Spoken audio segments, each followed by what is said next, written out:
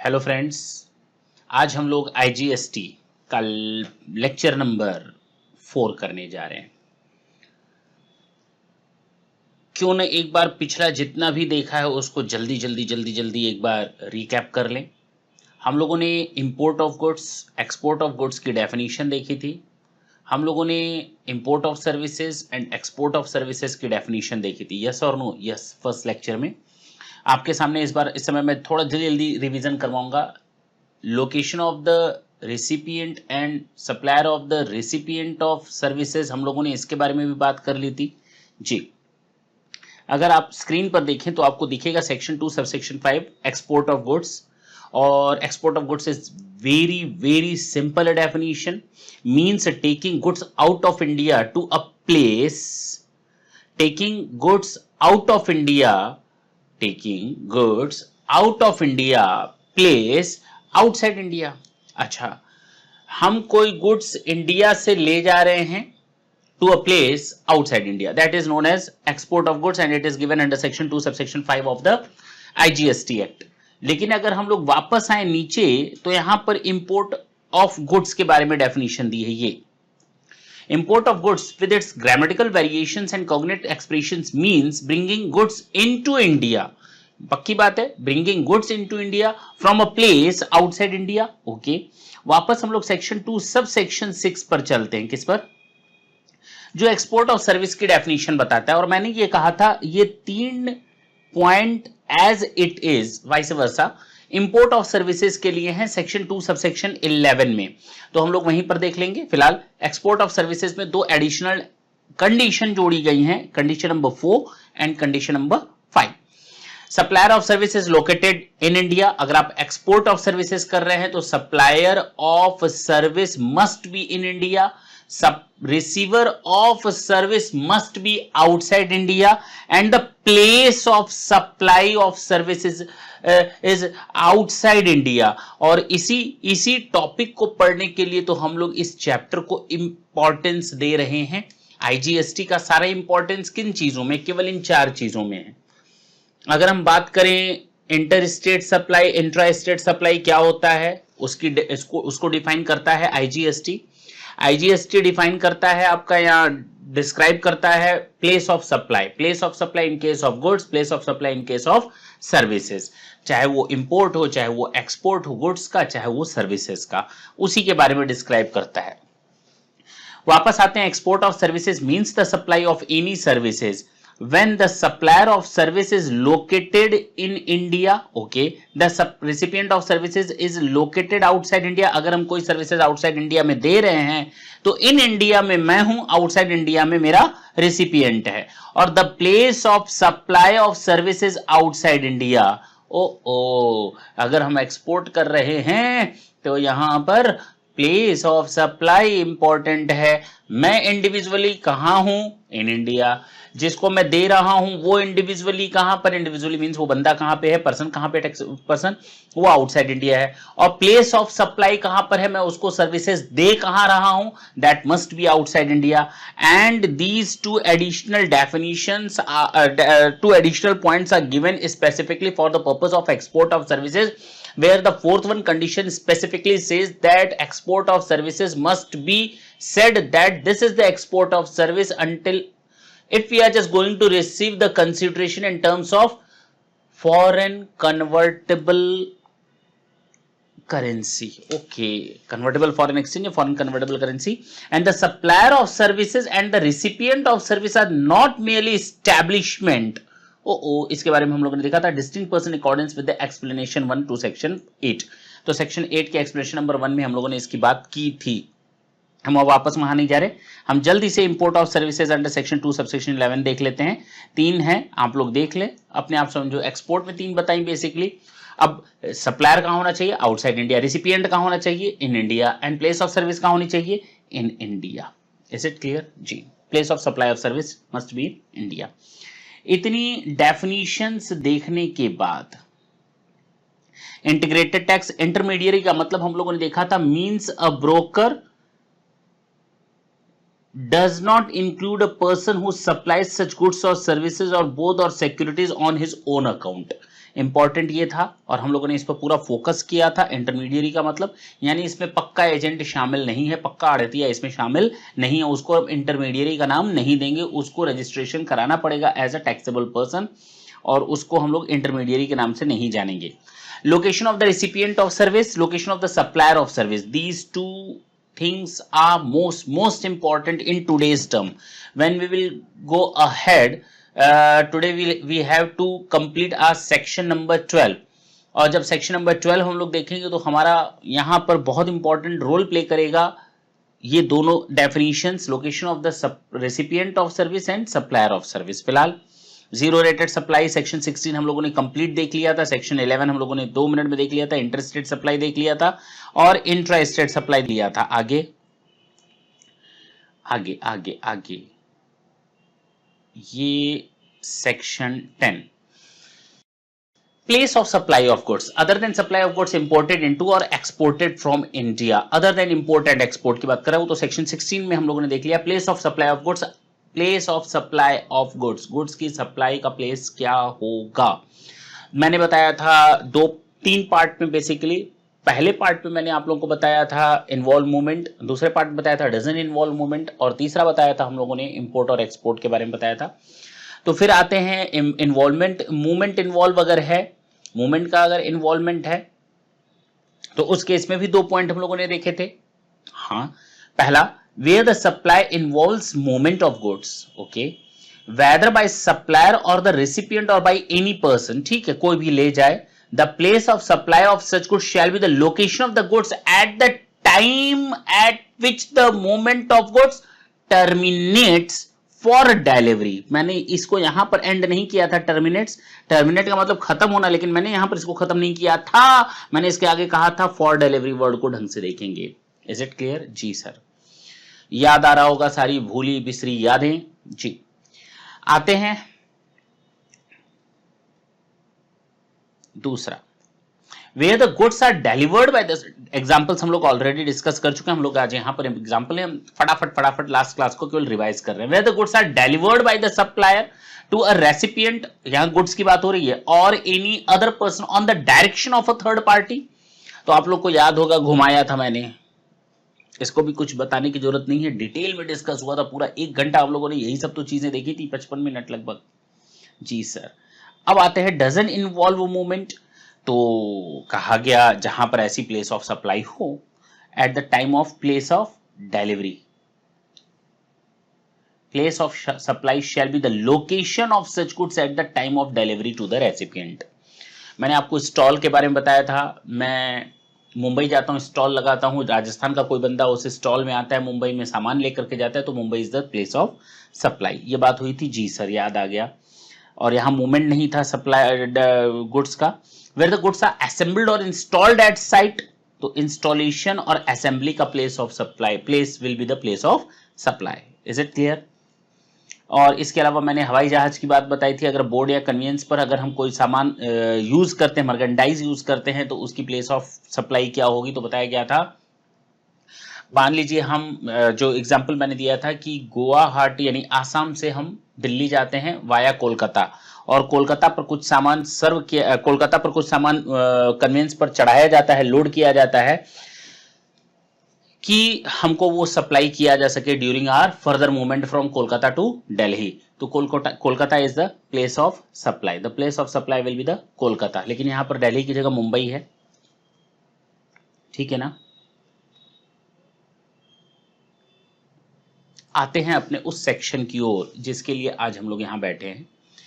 इसके 5 पॉइंट हम लोग ऑलरेडी डिस्कस कर चुके हैं। Place of supply of service के बारे में, place of supply of service के 5 पॉइंट्स हम लोग ऑलरेडी डिस्कस कर चुके हैं, पॉइंट नंबर 1, 2, 3, 4 एंड 5। आज हम लोग फर्दर पॉइंट्स के बारे में डिस्कस करेंगे, और याद होगा आपको in totality there are 14 subsections, 14 subsection. शुरू के 2 सबसेक्शंस फालतू के ही हैं, ज्यादा इंपॉर्टेंट रोल प्ले नहीं करते, जनरल कैटेगरी है। जो है इंपॉर्टेंस हम लोग को सबसेक्शन नंबर 3 से देखना है। आज हम बात करेंगे सर्विसेज की प्लेस ऑफ सप्लाई के बारे में।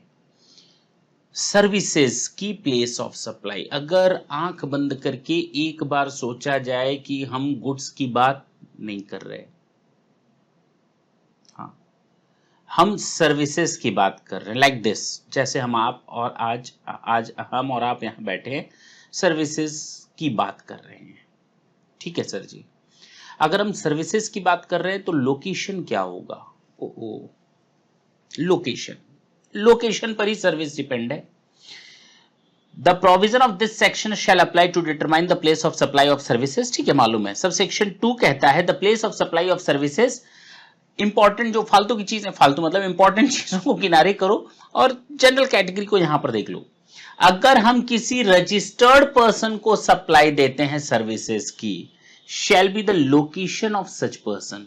यानी मैं B2B सर्विसेज दे रहा हूं किसी को, तो जिस सामने वाले बंदे को, जो बिजनेसमैन है, जो रजिस्टर्ड पर्सन है, उसकी location would be the place of supply. जैसे गुड्स मेरे यहां से सामान निकला, आपके यहां पहुंचा, terminates. Place of supply of goods is the place where the goods terminates, where the supply terminates for delivery. Is it clear? ये हम लोगों ने गुड्स के सामने देखा था, क्योंकि कंजम्पशन बेस्ड टैक्स लगता है। मेरे यहां से सामान चला, आपके यहां पहुंच रहा है, तो आपके यहां पर जो सप्लाई हुई that is the place of supply. उसी तरह सर्विसेज मेरे यहां से चली, आप रजिस्टर्ड पर्सन हो, तो आपका प्लेस ऑफ सप्लाई। अच्छा, इज इट क्लियर? अगर अनरजिस्टर्ड को दिया जाता है ये, तो एड्रेस ऑन रिकॉर्ड, अगर एड्रेस ऑन रिकॉर्ड नहीं है तो मेरी प्लेस ऑफ सप्लाई मानी जाएगी सप्लायर की। Is it clear? अब आते हैं जो इंपॉर्टेंट चीजें हैं, एक एक करके देखते हैं। और यहां पर 3, 4, 5 हम लोगों ने लास्ट क्लास में देखा था, लेकिन फिर से देखते हैं, क्योंकि आज हम लोग को कंप्लीट करना है, तो सारी चीजें एक साथ आ जाएंगी, तो हमारे लिए ज्यादा इजीनेस हो जाएगा। लेकिन ध्यान रहे इस सेक्शन के शुरू में ही आप लोग पहले मेन हेडिंग देख लीजिए।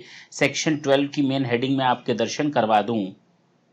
Where location of supplier and recipient is in India, यानी सप्लायर एंड रिसिपिएंट, यानी यहां इंपोर्ट और एक्सपोर्ट की कोई बात नहीं हो रही। तो सर अगर सर्विसेज इंपोर्ट और एक्सपोर्ट का केस हो तो कहां जाएंगे?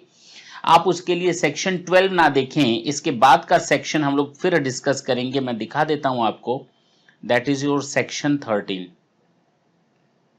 ये place of supply of services where location of supplier or location of recipient is outside India। is it clear? हाँ या ना? बिल्कुल सही है सर। वापस आए, आज बहुत ज्यादा है काम, लेकिन हम लोग धीरे धीरे ही चल रहे हैं, पता नहीं क्यों। The place of supply of service. सबसे पहली बात, अगर हम इमूवेबल प्रॉपर्टीज की बात करें, उसमें कुछ असेंबली की बात करें, इरेक्शंस की बात करें, रिपेयर की बात करें, रिनोवेशंस की बात करें, कंस्ट्रक्शंस की बात, कुछ भी, तो अगर कोई सर्विसेज दी जाती है किसी इमूवेबल प्रॉपर्टी से related, directly in relation to an immovable property, including the services provided by architects, interior decorator, surveyor, engineer and other related experts और स्टेट एजेंट, वैल्यूअर वगैरह सब आ गए।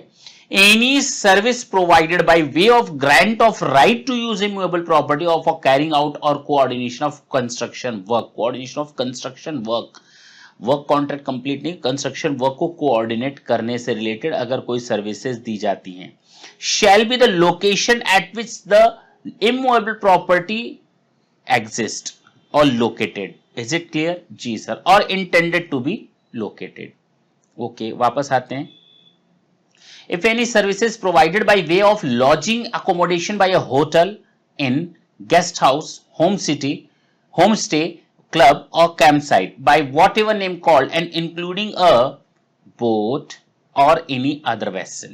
तो अगर कोई आपको होटल, गेस्ट हाउस, इन, होम स्टे या कैंप साइट की फैसिलिटीज दी जाती हैं, तो सेम वही shall be the location at which the immovable property is existed। Is it clear? अब वो हाउस बोट पे बेनिफिट दिया जा रहा है, घर कहां पर? हाउस बोट में भी हो सकता है, होटल कहां हो सकता है? बोट पे भी हो सकता है। तो जो वो बोट जहां एग्जिस्ट करता है, लोकेट करता है, सिचुएटेड है, यहां उसको होना चाहिए था intended to be located. Word साफ साफ लिखा है, intended to be located, last word. फिर कहता है by way of, if any services is provided by way of accommodation in any immovable property for organising any marriage और reception और matters related thereto, official हो, social हो, cultural हो, religious हो या बिजनेस फंक्शन हो, कोई भी, तो वो भी इमूवेबल प्रॉपर्टी में सर्विसेज दी जा रही हैं, वो भी हमारा place of location of immovable property. Any services ancillary the services related A B and C above, तो वो भी सेम आ जाएगा हमारा। Is it clear? आप इसको ऐसे मान सकते हैं कि अगर हम कोई मैरिज ऑर्गेनाइज करते हैं और वो मैरिज को ऑर्गेनाइज करने वाला बंदा कैटरर्स की फैसिलिटी यूज करता है सपोर्ट में, तो मैरिज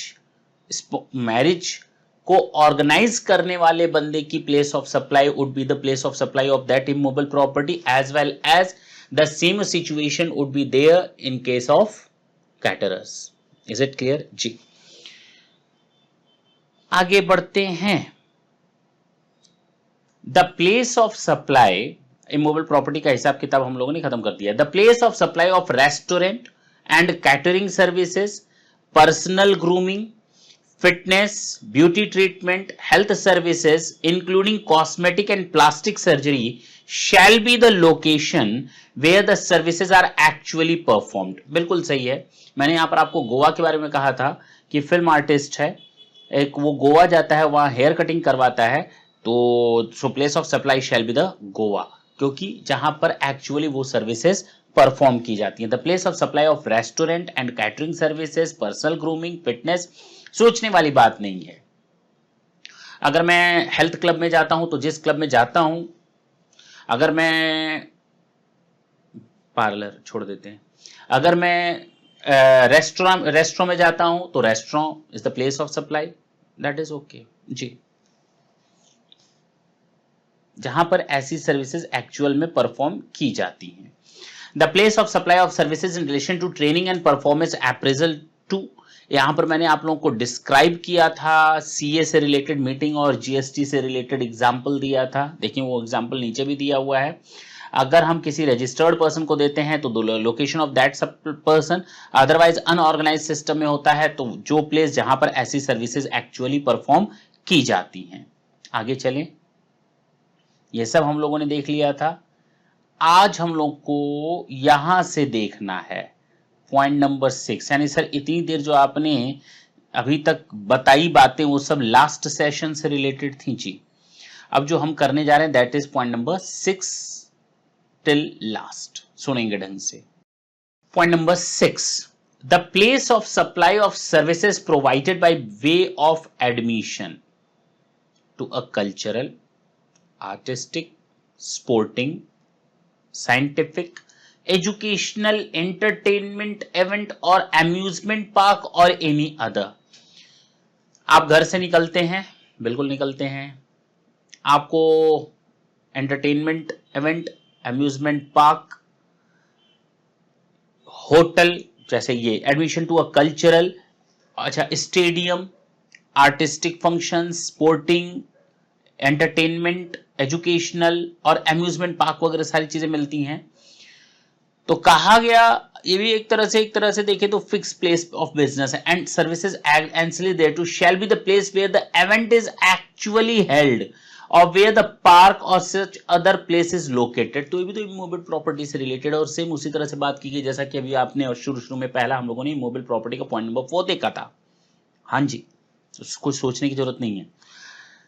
अगर एजुकेशनल पॉइंट है, एंटरटेनमेंट पॉइंट है, कल्चरल पॉइंट है, आर्टिस्टिक है, अम्यूजमेंट से रिलेटेड है, अम्यूजमेंट पार्क, तो जहां पर ऐसा प्लेस या पार्क एस्टेब्लिश्ड है। ठीक, आते हैं point number 7, the place of supply of service provided by way of organizing of a cultural, artistic, sporting, scientific, educational or entertainment event including supply of services in relation to a conference, fair, exhibition, celebration or similar events। और तो sir फर्क क्या है, अभी आते हैं।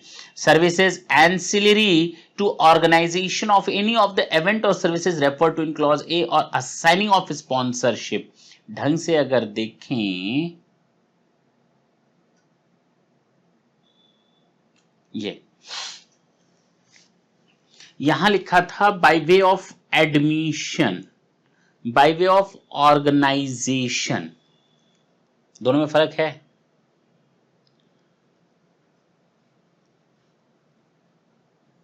किसी cultural event को ऑर्गेनाइज करना, पॉइंट नंबर 7, कोई कल्चरल इवेंट ऑर्गेनाइज हो रहा है, उसमें एंटर करना, वो दूसरी सर्विस हो गई। दोनों सर्विसेज में फर्क समझ में आया? मैं रास्ते से जा रहा था, तब तक मैंने देखा एक बहुत बड़ा बोर्ड लगा हुआ है कि इस प्लेस पर आज फलाना एक्टर परफॉर्म करेंगे। मैंने तुरंत पूछा भाई कितनी फीस है? उन्होंने कहा 5000। मैंने कहा ठीक है, एक टिकट दे दो। अब मैं एडमिशन के लिए जो वो सर्विसेज हैं, वो सर्विसेज मैं ले रहा हूं। Is it clear? लेकिन जो करवा रहा है वो इवेंट, वो किसी से करवा रहा है, ऑर्गेनाइज कोई और कर रहा है। इवेंट कोई ऑर्गेनाइज कोई और कर रहा है। अच्छा, उस ऑर्गेनाइज के करने वाले की बात हो रही है पॉइंट नंबर 7 में। क्लियर? पक्का? The place of supply of services provided by way of organisation of a cultural, artistic, sporting, scientific और सिमिलर इवेंट्स और any support services to a registered person shall be the location of such person. अगर कोई बाहर की party मतलब मुंबई की party Delhi में आती है और कहती है हम आपका ये प्रोग्राम यहां ऑर्गेनाइज करवाएंगे, तो वो सर्विसेज दे रहे हैं ऑर्गेनाइजेशन से रिलेटेड। तो जहां अगर मैं वो रजिस्टर्ड पर्सन हूं तो प्लेस ऑफ सप्लाई माना जाएगा। To shall be the location of such person. लेकिन अगर वो अनरजिस्टर्ड को ये फैसिलिटी देते हैं तो वो जहां पर ऐसा प्रोग्राम ऑर्गेनाइज किया जाएगा। दैट्स इट, बात खत्म हो गई। Is it clear? हाँ sir.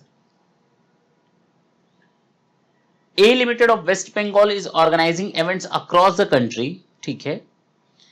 B limited of Maharashtra hire से लिमिटेड, यही मैंने बताया, to organise a programme at Jaipur. अब अगर ये बी लिमिटेड जो है वो रजिस्टर्ड होगा तो बी लिमिटेड है महाराष्ट्र का, तो प्लेस ऑफ सप्लाई होगी महाराष्ट्र। अगर बी लिमिटेड रजिस्टर्ड नहीं है तो place of supply would be the Jaipur, जहां पर ऐसा इवेंट एक्चुअली हेल्ड किया जा रहा है।